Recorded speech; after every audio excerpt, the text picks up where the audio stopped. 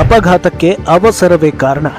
ಹೌದು, ಇದೊಂದು ಅತ್ಯದ್ಭುತ ಅನುಭವದ ನುಡಿಗಟ್ಟು. ಅಪಘಾತಗಳ ಕುರಿತು ಮಾಹಿತಿಯನ್ನ ಆಗಾಗ್ಗೆ ಕೇಳುತ್ತಿರುತ್ತೇವೆ, ನೋಡುತ್ತಿರುತ್ತೇವೆ.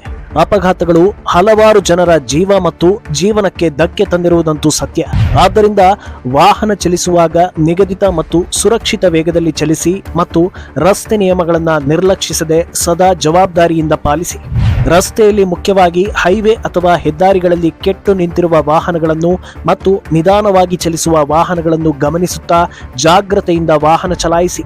ಇಂಡಿಕೇಟರ್ಗಳ ಬಳಕೆಯನ್ನ ನಿರ್ಲಕ್ಷಿಸದೆ ಅವಶ್ಯವಿದ್ದಲ್ಲಿ ತಪ್ಪದೇ ಬಳಸಿ. ಚಲಿಸುವ ವಾಹನಗಳ ಮಧ್ಯೆ ಯಾವಾಗಲೂ ಸುರಕ್ಷಿತ ಅಂತರವನ್ನ ಇಟ್ಟುಕೊಳ್ಳಿ. ವಾಹನ ಚಲಾಯಿಸುವಾಗ ಕೌಟುಂಬಿಕ ಅಥವಾ ಇನ್ನಿತರ ಯಾವುದೇ ವಿಷಯದ ಬಗ್ಗೆ ಯೋಚಿಸದೆ ಕೇವಲ ರಸ್ತೆ ಮೇಲೆ ಮಾತ್ರ ಗಮನವಿರಲಿ. ವೇಗದ ಚಾಲನೆ ಕೆಲವೊಮ್ಮೆ ಥ್ರಿಲ್ ಕೊಟ್ಟಿರಬಹುದು, ಆದರೆ ಅದು ಯಾವಾಗಲೂ ಆಪತ್ತು ಎಂಬುದನ್ನ ಎಂದಿಗೂ ಮರೆಯಬೇಡಿ. ಒಂದು ನಿರ್ಲಕ್ಷ್ಯದ ಚಾಲನೆ ಇಡೀ ಸರ್ವಸ್ವವನ್ನೇ ನಾಶ ಮಾಡಬಹುದು. ಎಚ್ಚರಿಕೆ. ನೆನಪಿರಲಿ, ಅಪಘಾತಕ್ಕೆ ಅವಸರವೇ ಕಾರಣ.